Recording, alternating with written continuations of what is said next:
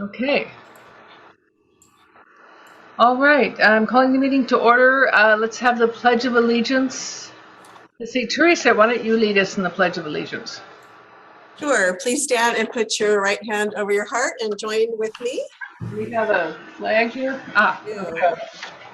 I pledge allegiance to the flag of the United States of America and to the republic for which it stands, one nation, under God, indivisible, with liberty and Liberty and justice. justice for all.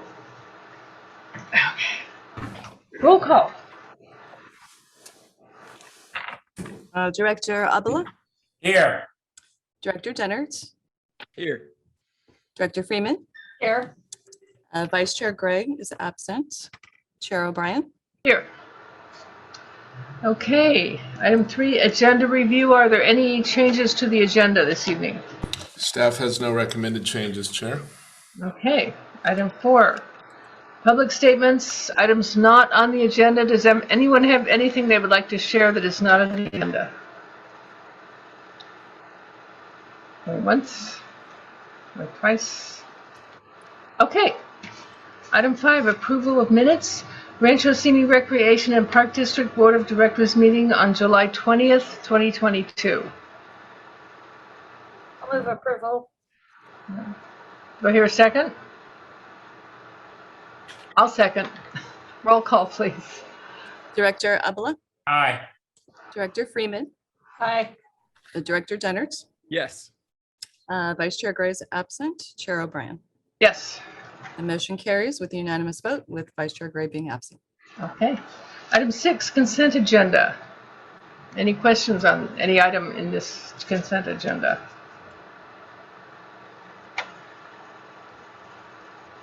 Nope. Any public comment on the consent agenda? All right. I'll entertain a motion to move for approval. Move approval. Thank you. Second. Roll call, please. Director Abela, Aye. Director Dennert, Yes. Director Freeman, Aye. Chair O'Brien. Aye. The motion carries with a unanimous vote with Vice Chair Gray absent. Okay, item 7, presentations, scheduled items, and public hearings. Item A, presentation of the part-time employee of the month for July 2022 to Erin Haney, Site Director. Thank you, Chair. Director of Administration Teresa Pennington will provide staff's report. Thank you. And Erin has joined us this evening. Welcome, Erin. The part-time employee of the month for July 2022 is Erin Haney. Erin's an after-school club director in the recreation department. He's worked for the district for 7 years, and this is his first Employee of the Month award. The person who nominated Erin stated, "A teacher, caretaker, and mentor are words that describe Erin. At the Wood Ranch before and after school club, he serves in a high capacity to provide the utmost service to the children who attend the program." Erin and his staff are currently providing a fun summer camp program that parents rely on and children enjoy. Erin does an outstanding job of monitoring and scheduling all necessary events for his club, such as weekly field and pool trips, zoo outings, and the bike scooter days.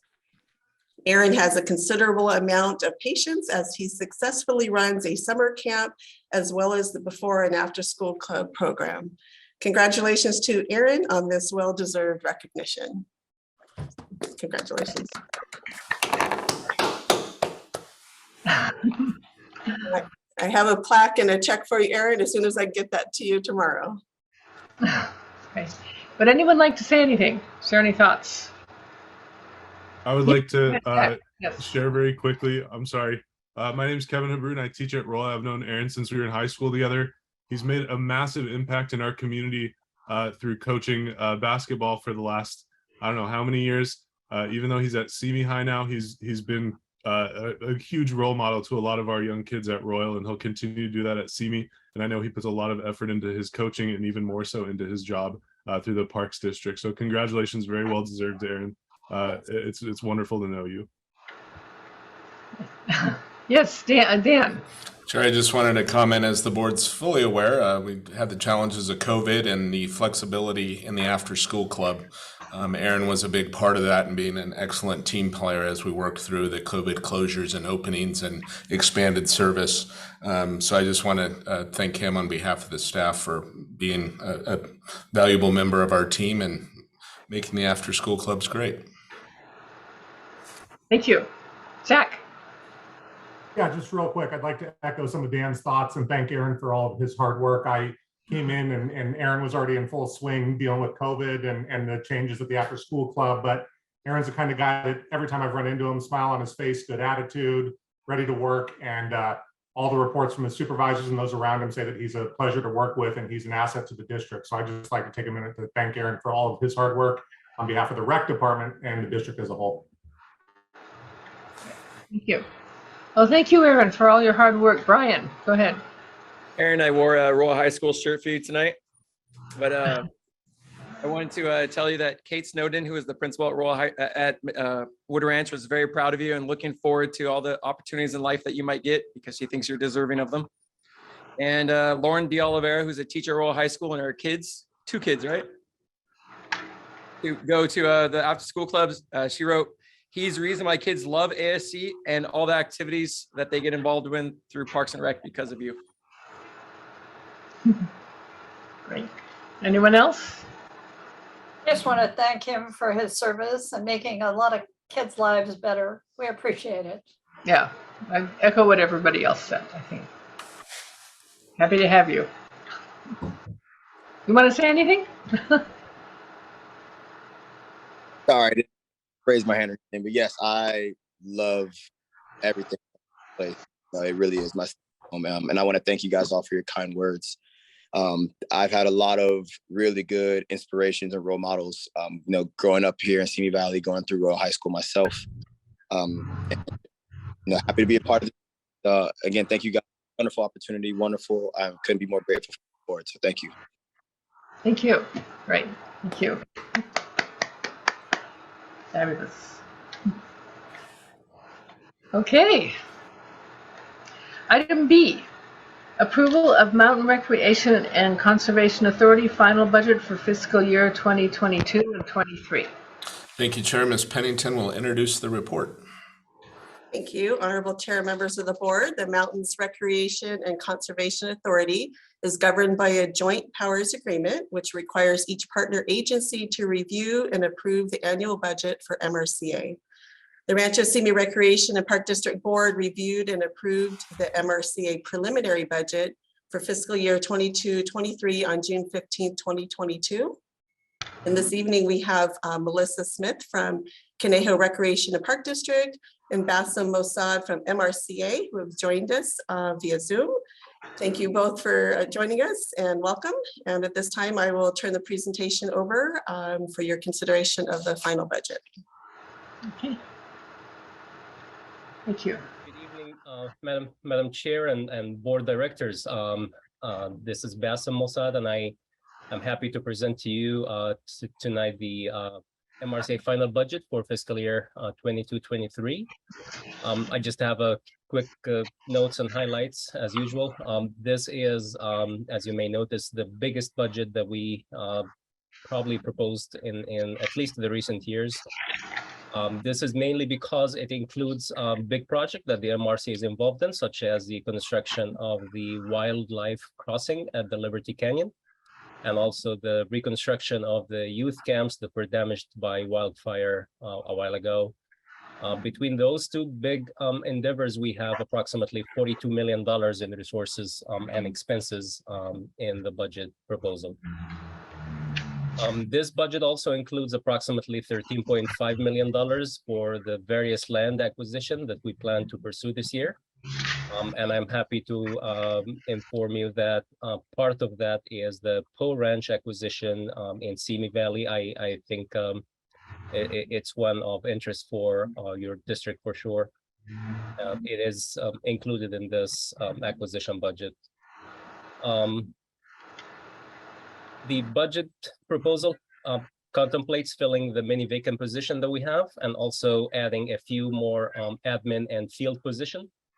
Our approach in budget budgeting in general and for payroll costs specifically is to try and minimize any additional burden on our general fund. That simply means that we utilize our funded projects more, such as the various grants, contracts, and the special assessment revenues from the CFDs and the PADs. So we're doing so this year more than before, definitely whenever we had a chance to do it. Fortunately, the MRC has various funding sources, grants and funded projects that allows us to make those changes and direct our workforce to work under those tasks where funding is available. This has been the trend recently, and it's been a main tool that helps us in balancing our budget. All positions are accounted for using their full annual hours. However, because we know this is not very realistic, because we know there's going to be some delays in the hiring process, and because of the difficulties in the labor market, we built in some reasonable salary saving assumptions in the budget. Finally, one of the things we've added in this budget and we put resources for is to try and refresh our fleet. We have some really old vehicles that are basically overdue for replacement. So we're actively working on disposing those old and failing vehicles with new ones. The chain of supply issues in the market may not allow us to fully complete this plan. But we've went ahead and put the resources to be in place anyways, just in case we are able to get the orders fulfilled. Those are pretty much all the notes that I have for you. Melissa and I are here and would be happy to answer any questions that you may have. Okay, thank you. Are there any questions from board members? Yes, please. Oh, yeah, Brian, go ahead. I'll defer to Elaine. Okay, Elaine? Yes, I was just curious what government agency contracts are. What does that include? Is that on the revenue sheet or the expense sheet? On the proposed final budget for fiscal year 2022-23. It's government agency contracts and it's 2,832,000. Right, so we do have contracts with some other governmental agencies, mainly for ranger patrol services that we provide them. And those are I think we have approximately 3 to 5, somewhere between 3 to 5 active contracts. Pretty much mostly would be for ranger patrol services, but some are for also maintenance work. So you provide these services for other government agencies? We do. I see. Oh, I didn't know that. Thank you. You're welcome. Brian, you had a question? Yes, Daniel cut me off if now's not the time to ask, but you mentioned Poe Ranch. Was there any update? Yes. The last I heard, Director Dennard, is that we were going to make an offer in writing to the prospective seller. I haven't heard anything. That was about 2 weeks ago. I haven't heard anything since, but I will follow up. Sounds good. Thank you. Ed, do you have any questions? No, okay. I'll make the motion that we approve the final budget for MRCA. Chair, if I could, I'm sorry to interrupt. Did you ask for public comment, Kate? Yeah, I was just about to ask. Yeah, we need to take public comment. Then yes, we can. Is there any public comment on this item? Hearing none. Mr. Dennett, would you like to restate your motion? Yes, I move that we approve the final budget for MRCA for the next fiscal year. Okay, do I hear a second? I'll second. Okay, roll call, please. Director Abela, Aye. Director Dennard, Yes. Director Freeman, Yes. Chair O'Brien. Yes. The motion carries with a unanimous vote with Vice Chair Gray absent. Okay, great. Item C, public hearing on the Rancho Simi Recreation and Park District annual budget and planning and maintenance projects for fiscal year 2022-23. Thank you, Chair. As the board's aware, we have a several-step process in publicly reviewing our budget each year. As a part of that process, we have a public hearing as part of our meeting in Oak Park, and that is this evening's meeting on August 3rd. This on the screen depicts the district's total preliminary budget for all funds. The primary fund being the general fund, that's our primary operating fund, but we do have several other funds with separate funding sources. So that's the total proposed budget, revenues and expenditures. I would note that the budget in each fund is fully balanced as proposed in the preliminary. This, there's a lot of numbers on here, but I'm gonna, if you can follow my cursor, this is the general fund budget, the operating budget. And this is a depiction of the preliminary budget with Simi Valley and Oak Park area of the districts combined. You can see the total revenue in the general fund operating budget in the preliminary budget is 20.6 million. The total expenditures on the preliminary budget are 20.6 million with a balanced budget. This slide depicts the Simi Valley area portion of the general fund budget, so of the total $20 million. In the far right-hand column is the proposed preliminary budget. The Simi Valley portion is 18.2 million in revenue and about 18,053 in expenditures, with a net revenue over expenditures of a positive 187. This represents the Oak Park portion of the general fund budget. Total revenues of 2.3 million, 2.365. Total expenditures proposed of 2,552 with a expenditure over revenue, a negative of 187,699. Between the two, those balance out to balance the district's budget. This is the salary budget for Oak Park, the Oak Park area of the district. The recreation budget for salaries and staff is $507,000 in the preliminary budget. The planning and maintenance staff included in the preliminary is $629,000. These are the full-time positions that are included in the budget for Oak Park. That is at the current level, so it doesn't make any changes from the previous fiscal year. A bit busy, but this is the supplies and services budget for recreation in Oak Park. It's proposed at $267,100. And the planning and maintenance budget in Oak Park is $596,000. This is the Oak Park Assessment District Fund 30. Total proposed revenues of $417,000, which includes carryover of $228,000. Total proposed expenditures of $417,000 with a reserve of $98,000. This is the Oak Park Assessment Fund 70. Total revenues of $479,000, with the bulk of that being carryover, and total proposed expenditures of $479,000 in these areas. This is the proposed preliminary budget capital improvement project list for Oak Park. Quite a bit of work on fire resiliency and vegetation removal. Parking lot improvement at Oak Canyon Community Park, some wall work at the community center, a bike path resurfacing, the Oak Park Lagoon renovation, which is underway now at $3.1 million, a playground replacement project, and then also, as the board will recall, the board set aside money for some deferred maintenance that we're going to catch up on. In addition, I'd mention that the committee and the board's been involved in it, and the final budget we anticipate including $100,000 for sand volleyball courts in the community.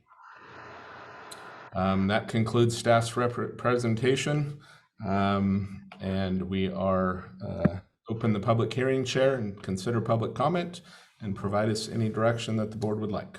The final budget will be coming back to the board at the beginning of October. All right, sounds fine. All right, I'm going to open the public hearing at, what time is it? 6:51. Is there any public comment on the budget for Rancho Cini? Chair, Yes. you have Harry Medfed has his hand up. Oh, okay, Harry. Yes, there you are. Hey, guys. Hi. Let me take the hand down. I just want to thank you for everything you've been doing. And we had a conversation, Zach, Miller, and Kelly, and myself, and I know they've been talking to a number of people in Oak Park about the difference between what's in the budget and how much expenditures are out there and the revenue. And we're definitely aware of the shortfall in revenue. And I just want to let you know that the committee is looking forward to working with the staff and the board to find ways to make Oak Park more sustainable. And we totally appreciate everything you're doing for us. We're really grateful to Rancho CME for covering us and for making it such a beautiful place to live. So thank you. Just want to let you know that we're all aware of it. Thank you. That's great. Anyone else like to comment? Any other public comment on the budget? All right, I'm going to close the public hearing at 6:53. Kate, I know you're closing the public hearing, but do we have a chance to discuss it? I'm sorry, do we what? The format of this, after you close, is that when the board discusses it and we move on? We can, yeah, if there's any board discussion. Looking at that, Dan, the number of the deficit, which is money going from St. Valley to Oak Park, is that number, if we took no action, expected to shrink, grow, or stay about the same? That number is expected to stay about the same. The property tax revenue is growing in Oak Park as well, and it kind of is keeping pace with the pace of our expenditures. So that being said, there are allocations and different things that may change in the coming years, but I expect it to stay about the same. We've been working on getting it balanced. If the board will recall, since the closure of the after-school club back then, the board took some actions to try to close the gap quite a bit. And each year we take a look at that and try to get it as balanced as we can. But where we are right now is that's the proposed, and it's really the level of staffing we need out there to maintain the service level results in that number. And Dan, do you feel like most of the advisory committee understands that that deficit and where the money's coming from? I believe they do. We've spent quite a bit of time educating the last couple of years. We've got a couple new members, but like Mr. Medved indicated, I think they have a good understanding of the financing of the district and how it works and how it's being apportioned. The next advisory committee meeting, I would like to review not the whole budget, but just the assessment and how that works, because there's some questions on it, so that we could get a feel from the committee if that's one of the paths they want to do to investigate if a separate assessment could help them, or if they are against it or for it. Okay, we can take that direction for sure. And that's it for me. Okay. Anyone else? Ed, do you have any questions? Okay. Elaine, any questions? Thank you. Okay, same here. All right, direction to staff. There really isn't any, I don't think. Now, there's no action item unless you want to make a motion and change. So the input from these hearings comes back to the board in the final budget. So if there's no recommended changes, there's no action. And I will take Director Dennert's item to the committee at their next meeting. Okay, great. Okay. Item 8, continued business, there is none. Item 9, new business. A, report on the 7/14/22 Oak Park Planning Committee meeting. Yes, Chair, this is the opportunity, as the board's aware, following each Oak Park Committee meeting, we schedule a discussion of review their actions or items at your next meeting in Oak Park. So this just provides you the opportunity to talk about your meeting as a board if you would like. I'll just briefly summarize what they discussed. One was the volleyball court. They did recommend to you that funding be included in that. The board is already taking action and moving with the recommendation there. They received a presentation regarding partnerships with the Resource Conservation District of Santa Monica Mountains. The committee received a presentation by the Oak Park Fire Safe Council. So following the Woolsey fire, the community created a fire safe council, and they've asked us to partner with any recommendations they might have regarding fire safety and resiliency. They did make a recommendation on drones, which the board's aware. You already acted on the recommendation of the committee at your July 20th meeting, I believe. So action has already been taken on that. The committee did discuss, as Director Dennert has mentioned, had a little discussion about the budget and the assessment district as well, and we'll have that discussion again at their next meeting. They reviewed all the development issues in Oak Park, including the lagoon and various projects. As a part of that, there is a request from a cellular provider to site some new cellular equipment at the Conifer tank. It's on an existing cellular location.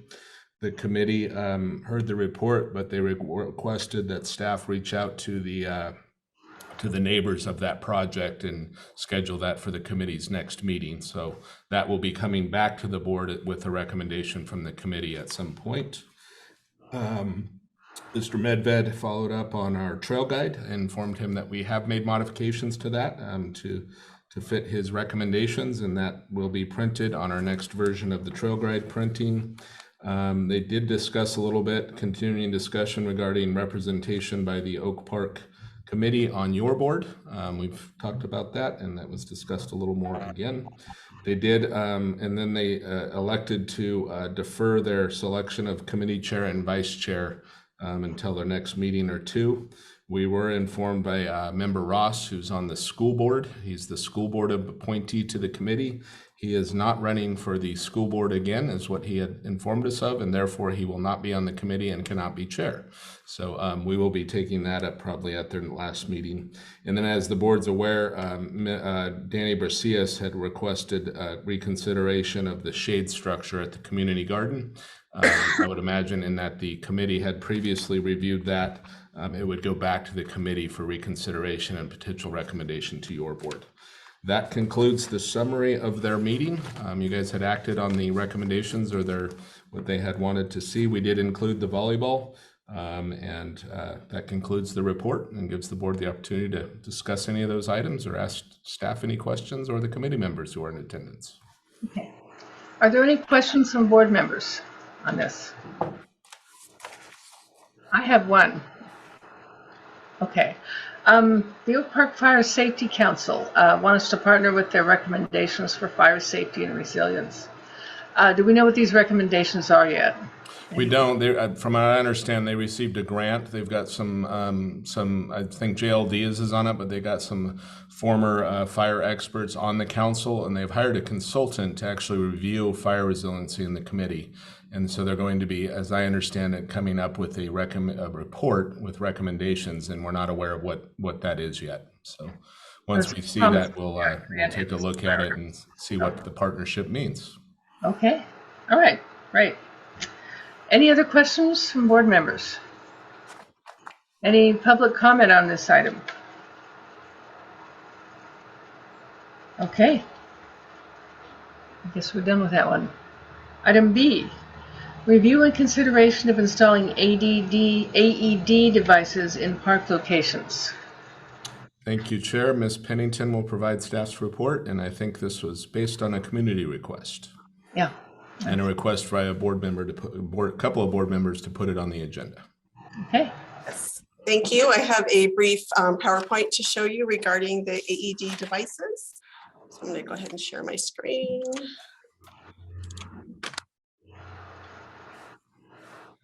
All right. And I'm sure most people are already familiar, but just thought we'd kind of go through this for a general introduction. What are AEDs? They're portable, life-saving devices designed to treat people experiencing sudden cardiac arrest, a medical condition in which the heart suddenly and unexpectedly stops beating. The AED system includes accessories such as a battery, pads that are necessary for the AED to detect and interpret an electrocardiogram and deliver an electric shock. There's two main types of AEDs. There's a public access one, which we'll be discussing in a little greater detail, and then a professional level AED as well. This is these are photos of the portable ones that we're looking at for discussion. Just a photo of the device itself, what it looks like when it's open, and then the case in which they are stored in. And how they work. As mentioned, they include the battery, the pads, and sometimes an adapter. The device gives verbal instructions to the users. The user turns on the AED and follows the voice prompts. Some devices turn on automatically when the user opens the lid. The user attaches two sticky pads with sensors on the chest of the person having the cardiac arrest. Then the electrode sent information about the person's heart rhythm to a processor in the AED, which then analyzes the rhythm to find out whether an electric shock is needed. If the shock is needed, the AED uses the voice prompts to instruct when to press a button to deliver the shock. In some devices, the voice prompts and announces a shock is going to be delivered, and the AED delivers the shock without intervention by the user. This is just a photo of how the pads are placed. And in regards to the public locations that we may be considering this evening, the procedure would be to call 911, and then the dispatcher would give the user an access code, which would open the device, and then the instructions would proceed verbally from the AED device.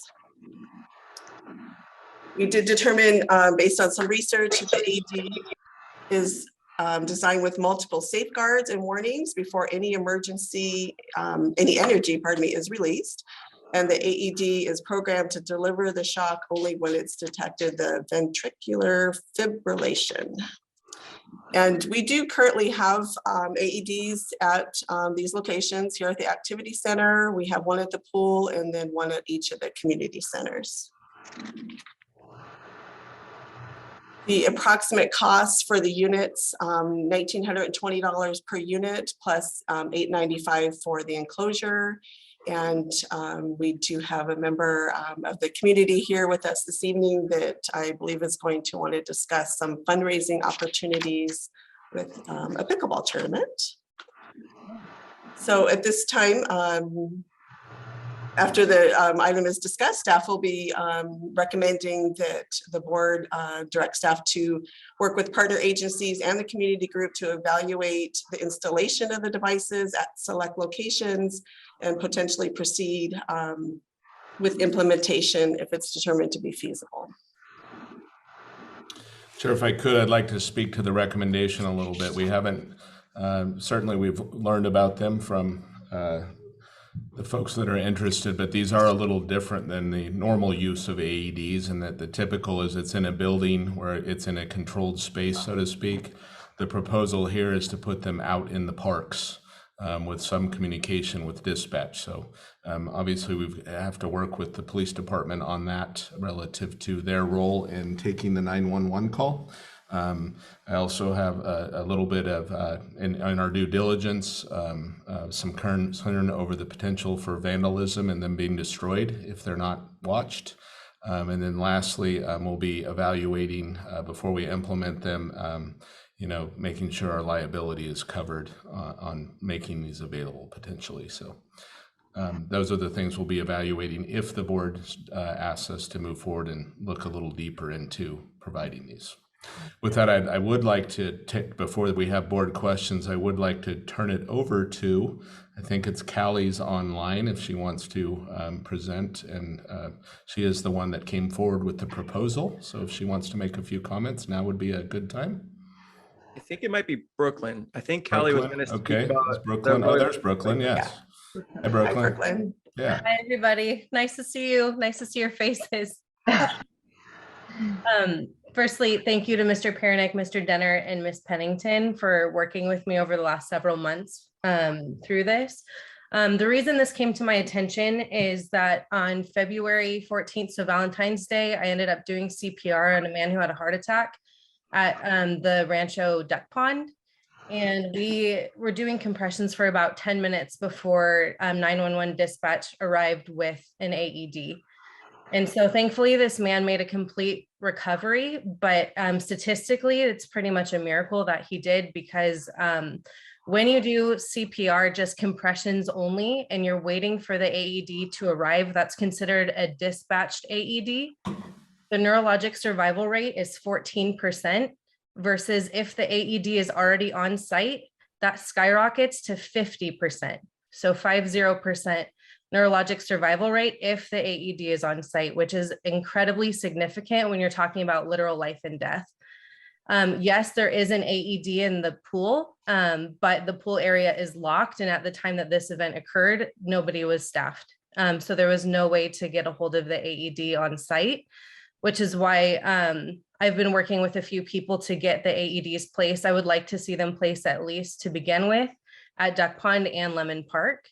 And I've already spoken to City Council, they're on board, and I've already spoken to Ventura County Fire Department, which would be in charge of the dispatch 911 code. And Mr. Jordan Roberts is also on board, and he actually wants to take this and spread it throughout Ventura County, just starting in the Simi Valley parks.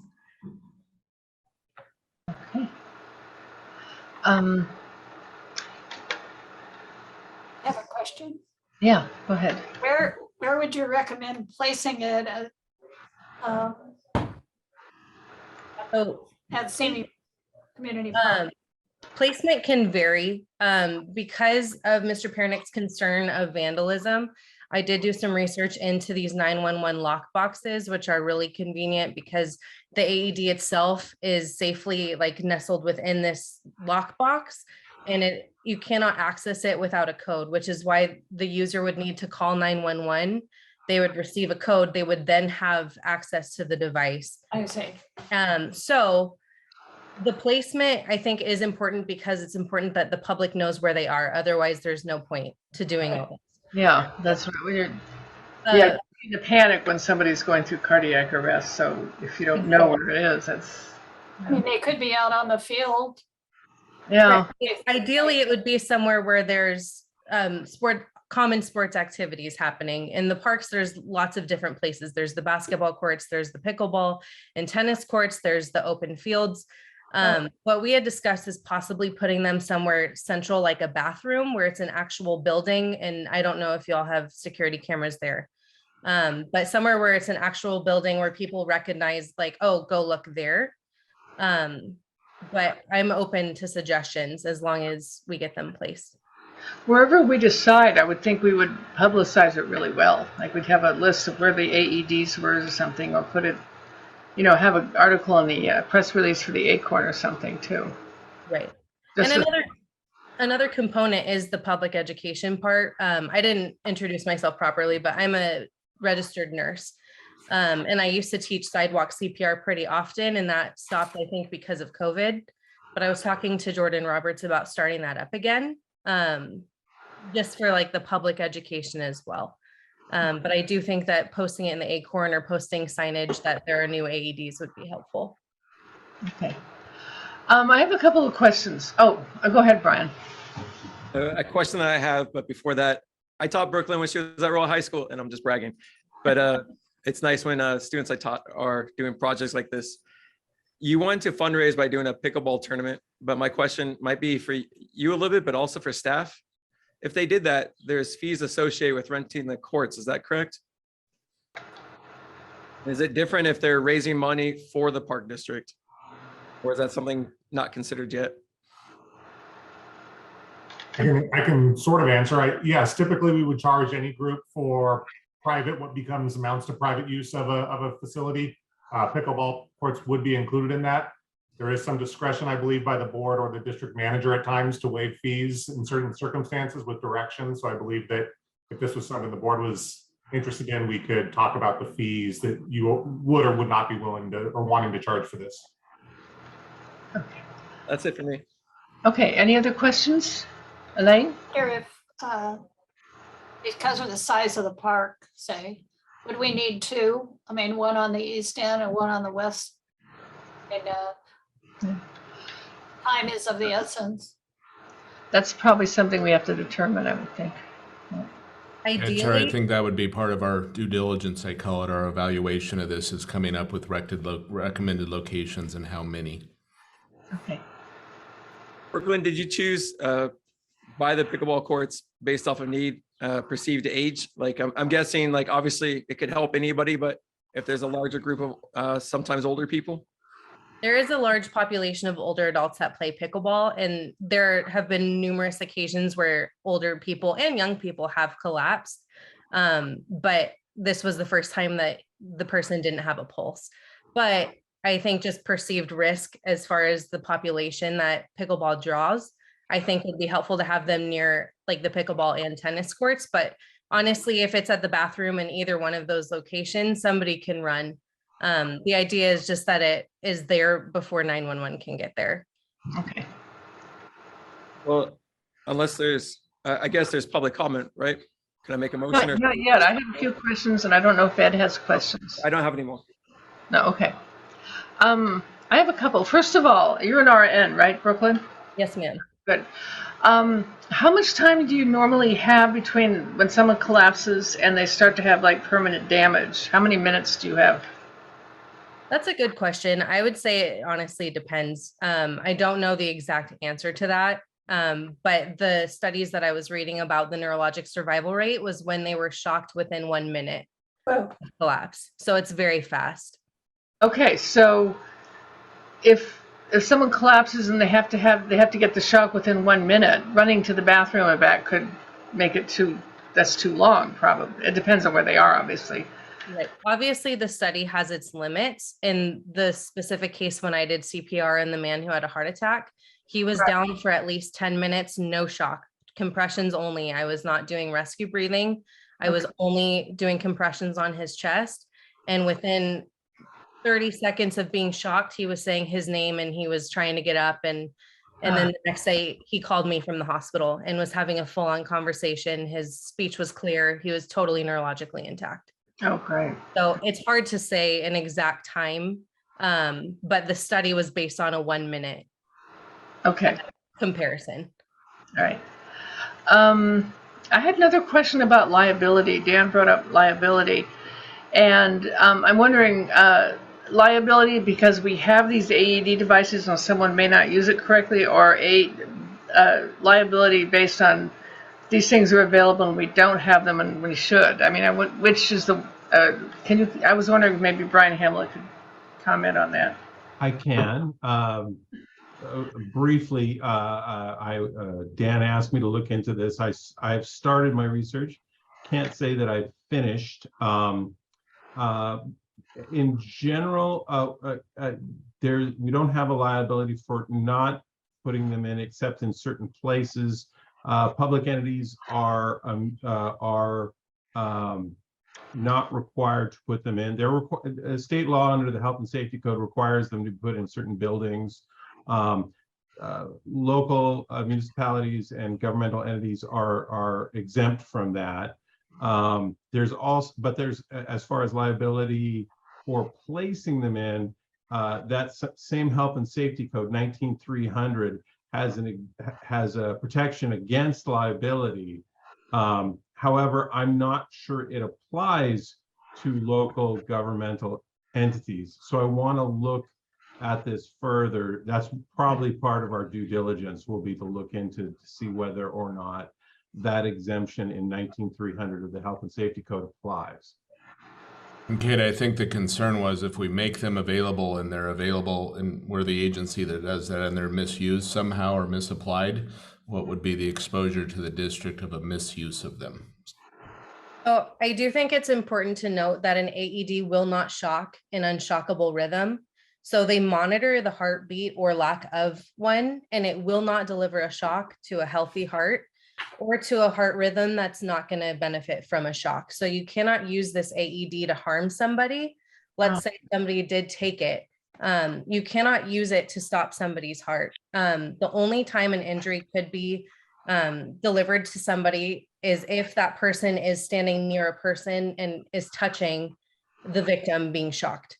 So that is a way that the shock can be delivered from one person to another, but the device does make it very clear. Shock being delivered, stand clear. And so you actually have to like manually press the shock button and it will say everybody stand clear before you do that. So I think it is important, just talking about liability, that you cannot take it and use it to harm somebody purposely. Okay. There was something else I forgot I was going to say, but maybe it'll come back. Okay. Chair, if I could, Brooklyn, you had initially proposed some fundraising around, I think Teresa had estimated for 3 of them about $8,000 or $9,000. So can you speak to the contribution or the fundraising component of this a bit?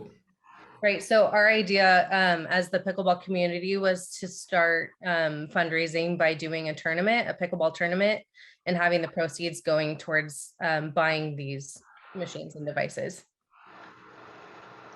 I think it's a great idea. Well, do we need any more public comment? We will in a minute, yeah. As soon as the board is done. I was wondering, could we look into, as part of our due diligence, maybe matching whatever the pickleball tournament raises as a district? Is that possible? And if they raise 9,000, we match it. Yeah, if the board would want to provide that direction, we can certainly look at that. All right. Okay, public comment? Any other public comment? Dylan Gunning, I see you have your hand up. Or is that no, that was my cursor, never mind. Any public comment on this item? No? I did remember what I was gonna say. Oh, okay. So with AEDs, they are, like Teresa had mentioned, they are made to be incredibly user-friendly so that you do not need to be trained on them in order to operate the device, especially the route that we've chosen to go or are proposing to go with the AED lockbox. That would require 911 to be called. So not only do you have the written and verbal instructions from the AED itself, but you'd also have this third component of the 911 dispatch, who is already trained to instruct people on CPR and an AED, giving you directions as well. Okay. Now, calling the 911 number, does that also alert them to send paramedics out at the same time? Yes, it's killing multiple birds with one stone. So you have to do the 911 call anyways. And I'm sure by that point, ideally 911 would already have been called and you can have the code as you're running. But they may receive a few calls on one incident just based on the person initially finding the person down and calling 911 and then another person running and needing the 911 dispatch code. Yeah, that happens. But When you Ventura County Fire is aware and they're on board. When you said they had a lockbox and there's a code, is it just one code for all the lockboxes or are they numbered? Each lockbox has a different code? So ideally, the code is going to be changed every time the device is accessed because you don't want the community knowing the code. That's the whole point, is so that they can't be accessed easily. So you want 911 to have to be called every time the device needs to be used. So they would be changed, which means that ideally the park rangers and 911 would know the codes every time. I see. Okay. Does it require any annual maintenance? And who takes care of that? So there was an AED that I had forwarded to Teresa without having read all of the instructions. The AED I forwarded to her was, it does daily, monthly, or daily, weekly, and monthly self-check. And there's a light on it that says that it has completed that check and that it's ready for use. So somebody is just occasionally, we would have to decide how often. I would assume a park ranger would need to, once a week, once every 2 weeks, however often, just need to verify that that ready to use light is on. All right, any other questions from the board? Any other public comment? Okay. Me? Go ahead. How many would we get? Not just for Rancho Simi, but out on the fields at Rancho Santa Su or Madera, or, I mean, how would we approach this? Elaine, I think that's going to be dependent on, one, the amount of funding we have available. Number two is our ability to, like Brooklyn had just mentioned, monitor them and test them. So I would imagine, and then I would imagine, like Brooklyn had suggested, we'd probably start with a couple, 2 or 3 to start, and then potentially grow the program from there. So it'd be, I would envision 2 or 3 to start, and then maybe adding more later. So we have the tennis courts at Rancho Madera. Yeah, we'd probably go to those high propensity areas like Mr. Dennert was saying and find the folks that are most probably vulnerable to heart attacks and where we have the most people, and those would be the locations where we would try. Okay. Yeah. All right. You have a public speaker, it looks like, or a comment. Yes, we do. Harry, you're on. Just a quick note. I'm so grateful, Brooklyn, that you brought this to our attention. There's no greater good deed than saving someone's life. And I'm hoping that maybe there might be some philanthropists in the community that might come forward and say, I've wanted to do something with Rancho Simi, but this is a great opportunity. So once we get the PR out there, I'm just hoping that whoever is in charge of doing PR would say that we're looking for, donations and not just rely upon the pickleball tournament. But in the same way that David Murdoch helped, fund the YMCA in Westlake Village, and the Yarrow family, maybe there's a family out there in the Rancho Simi district who would chip in. But thank you for bringing this to us. We really appreciate it. Thank you. Yes, thank you. Chair, if I could, there's a couple directions to take. The recommendation is to look at the feasibility and get direction from the board to move forward with that. But the board could either have us do that and bring it back to the board prior to installation, or you could give staff the authority to, if the feasibility is fine and everything works out, to go ahead and install without another action of the board. Either way is whatever the board's preference is. I think I have a motion that would cover that. Before I make that motion, to save a life, you save the world. So Brooklyn, congratulations on being so knowledgeable about that. You were able to perform it well. Thank you. The motion I'm going to make is to direct staff to go ahead and not come back to us if it is feasible. If there's some reason they need to come back to us, they can, but if it's feasible to not come back to us. And I do like Kate's idea for the 2 or 3 devices for us to match it because they're donating to the park district. So I like the idea of matching it. So that's my motion. I'll second. Okay, great. Roll call. Director Abela, Aye. Director Dennert, Yes. Director Freeman, Yes. Chair O'Brien. Yes. That motion carries with a unanimous vote with Vice Chair Gray absent.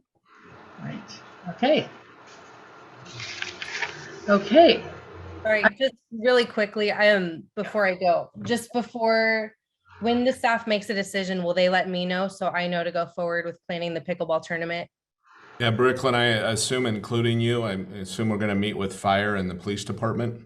Okay. Will be our next step, and we will invite you to those discussions. So you will be Perfect. involved in, and you will know what's going on as we move along. I would love that. Thank you so much, everybody. You're welcome. Thank you. I think it's a wonderful idea. Dan, before we move on, you would take that direction to say you could work with them on the fees or all that type of stuff, right? Correct. Yes. Okay. Thank you. Okay, great. Thank you. Thank you. Thank you. Okay. Item 10, written communications of note. Staff has none, Chair. I have none. Anybody else have any? Nope. Okay, reports by board members. Ed.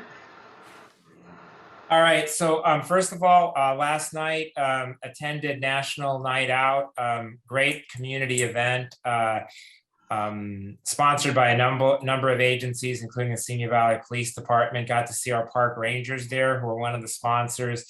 Great event, and a thank you to the sponsors and the vendors for that event.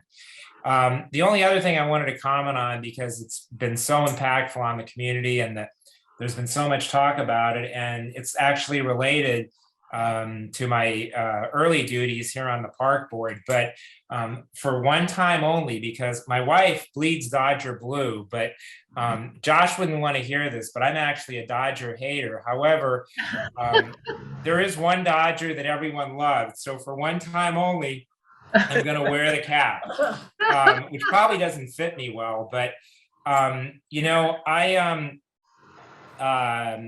I was fortunate enough to attend 4.5 years ago, opening day in 2018 for Simi Youth Baseball. And at that event, Vince Scully was a surprise guest speaker.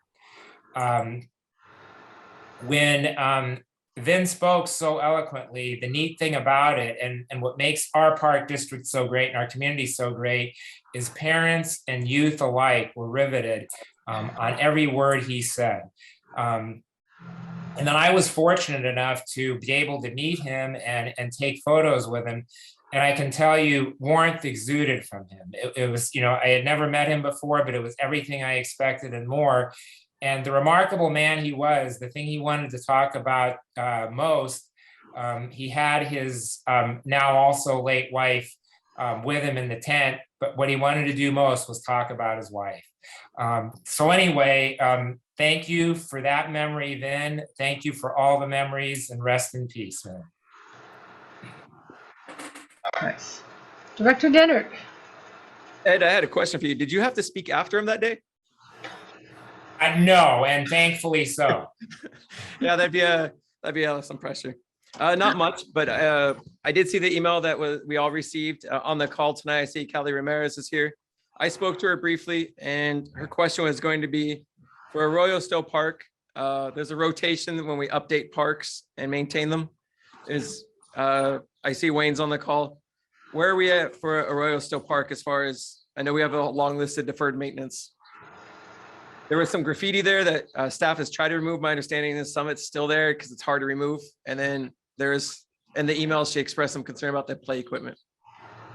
Yeah, Royal Stowe Park isn't on our deferred maintenance or our current 5-year plan.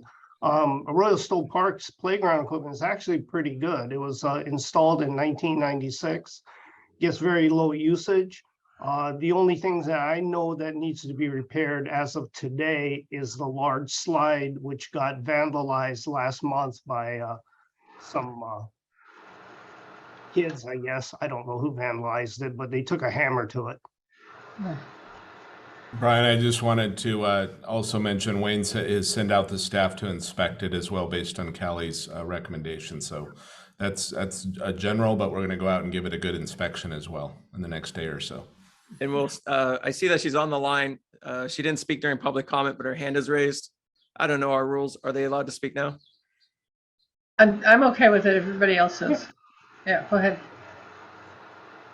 Hi, thank you, board. And just for the record, my name is Corey Ramirez. Callie's my daughter. I don't know, she was on it for Zoom, but I appreciate your time today. And yeah, I did reach out to the team and the board in regards to my concerns with the aged equipment. 1996 seems pretty, I don't know, aged to me. I am a resident for over 10 years. I live right next to the park. I see tons of families come through. And what I'm mostly concerned about is a portion of the equipment. Primarily, there's a bridge that has a considerable amount of wear that makes walking on it very slippery and dangerous. In addition to that, on the bridge, there's these open sidings that basically create quite a bit of risk for falling. There's basically no rail guard there. In addition to, there's a high slide where I've seen kids fall off numerous times because there's no rail guard there. So I am concerned that some portions of the equipment is not within regulation of California playground safety guidelines. And I would just really be grateful for the board to take another view at the possibility of upgrading this park. In addition, I know that there has been quite a bit of vandalism in here, and I know Park and Rec have been really great with getting out to the park fairly quickly with removing a lot of the tagging. Unfortunately, you can still see a lot of the profanity that's still on the equipment. Okay. Thank you, for your Corey. time. I think, yeah, like I said, Wayne is going to send the staff out and see him taking notes of your detailed concerns. So Yeah, we'll go out there and take a close look at it. I can tell you right now that all of our play equipment conforms to CPSC guidelines. We check it once a year for that. That's not California state, that's a national society. The clatter bridge you're talking about doesn't have any side rails on it. It usually just has a chain that goes across it unless it's less than 4 feet, which is just the bridge itself. There are no handrails on it. It does look like a dangerous thing. We have them in probably about 8 park sites. We have 82 playgrounds within the district. And yeah, I see that a lot. We do have to check on that worn surfacing because there's a rubberized surfacing that goes on that material and it should be intact. Okay. Corey will follow up with you, and Wayne, I think we're veering into discussion of an item that's not on the agenda, but we will definitely follow up, Corey, and do the best we can do to resolve the playground issue. Okay. We are in my board report. I also attended National Night Out. Ed gave a good summary of it, so I'll just move on from there.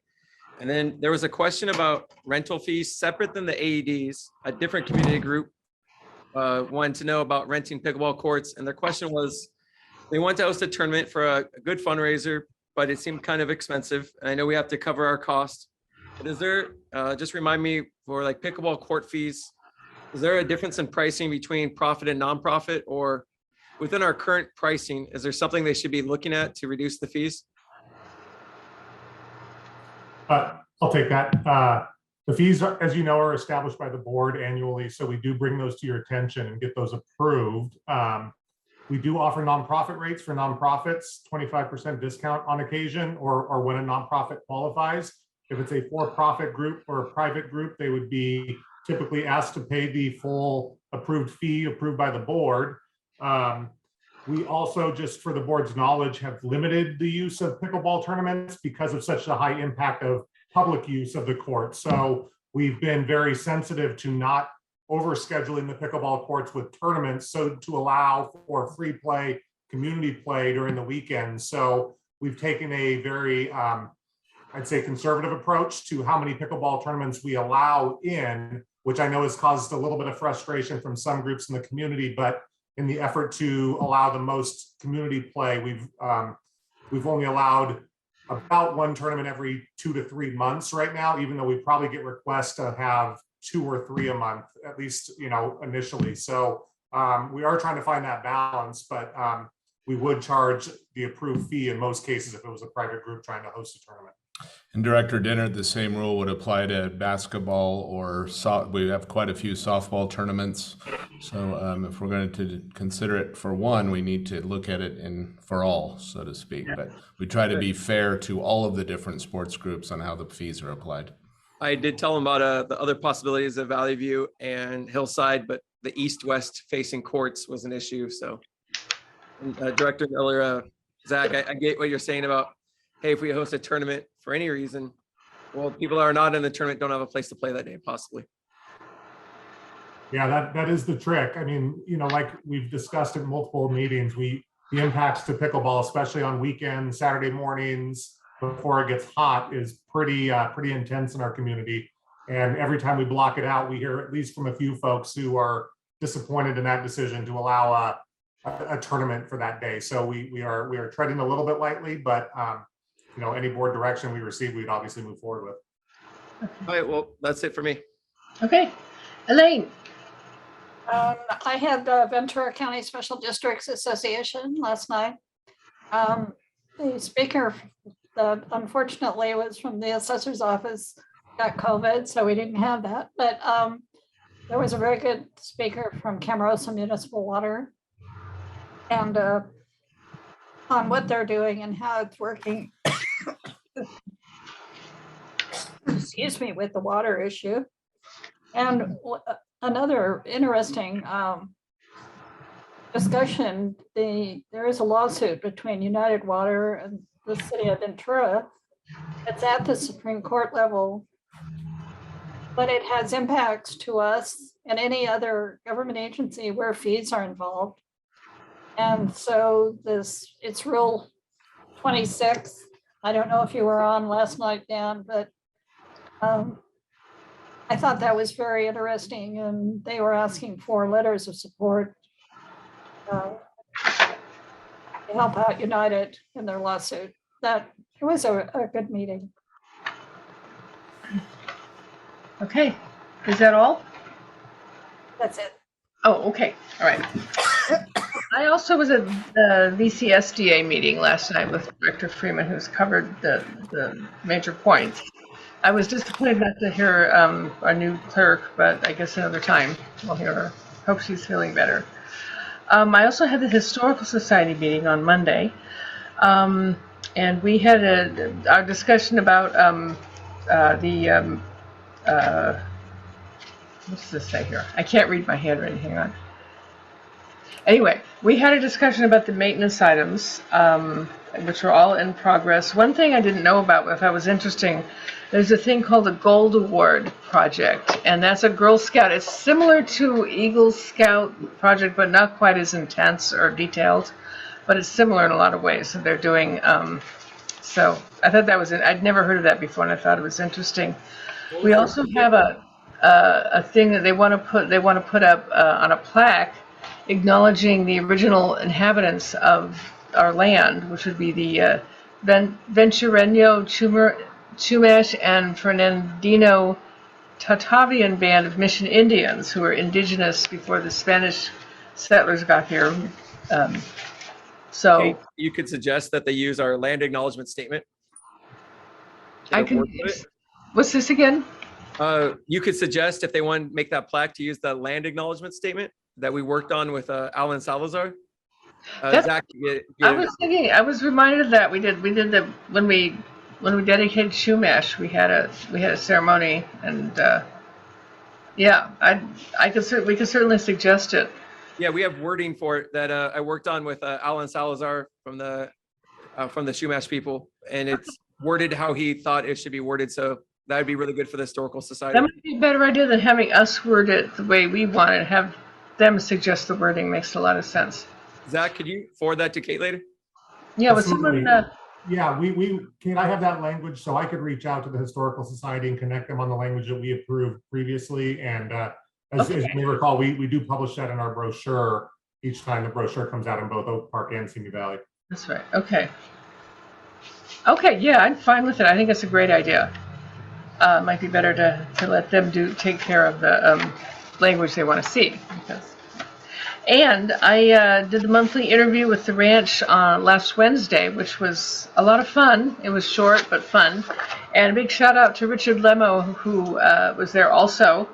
And we both talked, and told about what stuff was going on at the parks and all this. And so that's fun. I think it's a good program. I think we should keep doing that because it's a good outreach project for the community. And that's all I've got. So, item 12, report by district manager. Thank you, Chair. Relatively short report. COVID, no issues of significant to report. The skate park is doing fine and no significant issues there.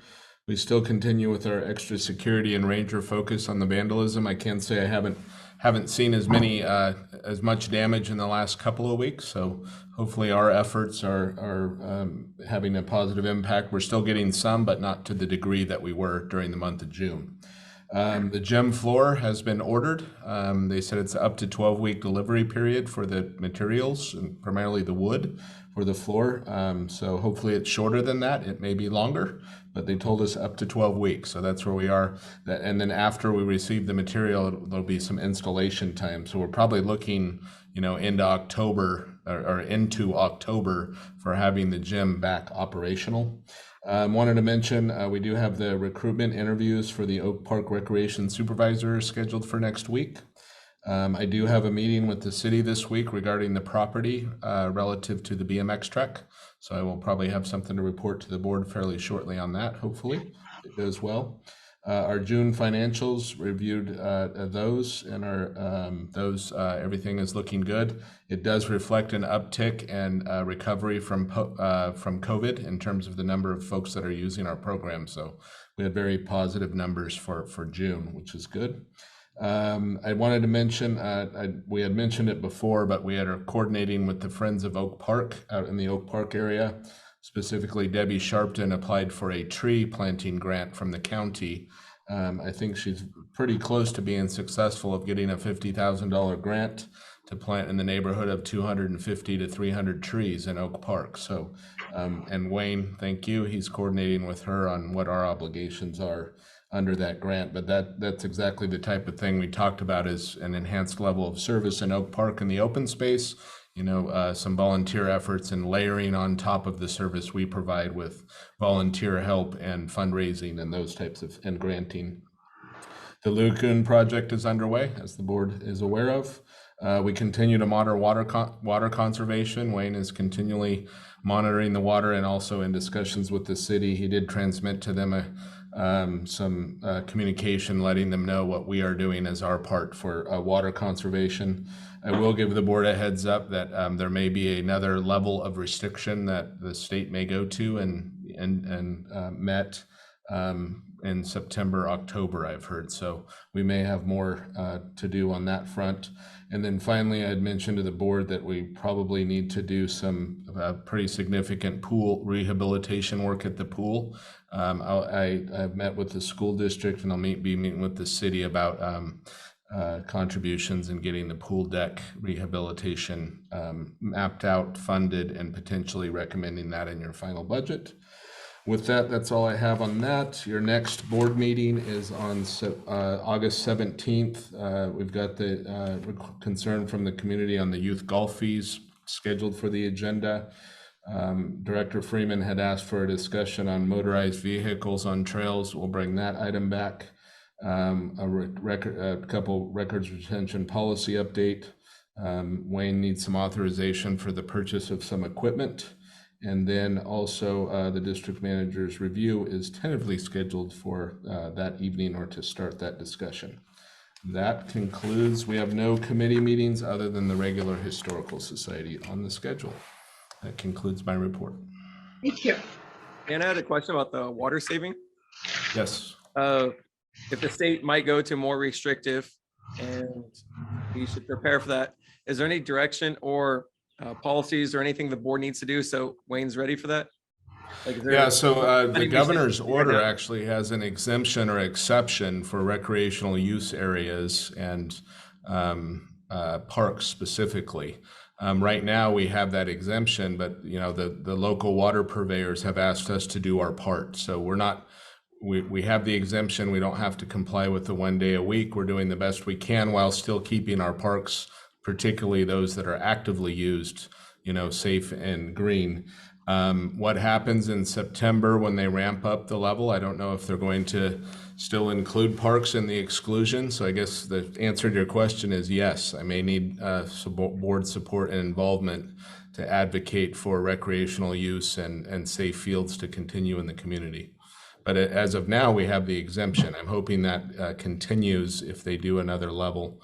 I do think as you do water restrictions and rationing, the policymakers need to consider priorities. If you go to desert communities, Las Vegas, Phoenix, where they don't have much water, they all have, desert lawn, they don't have lawns.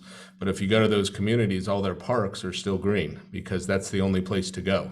So I think there's some argument that can be made that despite water restrictions, park areas end up being your only green place in town. So we may be talking to the city and Callegas about a priority type of perspective on it. Obviously, that's subject to policy direction, but that's just my personal thoughts on parks, and I think they're important for the community, and they need to be prioritized higher than other areas like they do in other communities that are desert-like. Well, Wayne, if there's any policies that you need so that you could protect the areas that are the most used and important, just let us know. Yeah. Yes, like in COVID, all of a sudden parks were, people realized how important parks were, and now with the drought, it's going to be more of the same. So. Are we getting any calls from people about the condition of the lawns at the parks or anything? Yeah, I would say I've got about 3 or 4 folks that are expressing that they don't want our parks to be browned and that they are important to them. So it's in the neighborhood of 3 or 4 in the last month or so. Line forms to the right. Yeah, I know. My grass is turning yellow. Callegas did say that Simi Valley was 10% over its goal. So yeah. The community isn't making its goal and it's over by 10%. So I don't know if that will affect us. Potentially, that's where I'd like to see the rest of us doing our part, even me as a resident. I'd like to see me doing my part at my residential in the interest of, making sure our kids still have safe fields to play on. I mentioned this to the city because last time we had the drought regulations, you couldn't get water at a restaurant unless you requested it. And there's a lot of water wasted at restaurants and ice cubes and just thrown away. So according to Callegas, that's a local decision, not a Callegas decision. So I mentioned it to Keith, but maybe it is a simple way to save some water. Now, this sounds like a really stupid question, but in a restaurant, if somebody leaves half a glass of water, can they take this water and like put it on a plant or put it? No, it's just gone, you know, and that Yeah, that's a problem. is a problem. Yeah. Well, I don't have any more questions about the report. Okay. Yeah. All right. Item 13, closed session. There is none. Any more comments from anyone, board or public? We're going to adjourn the meeting. Thank you. 7:46. Okay.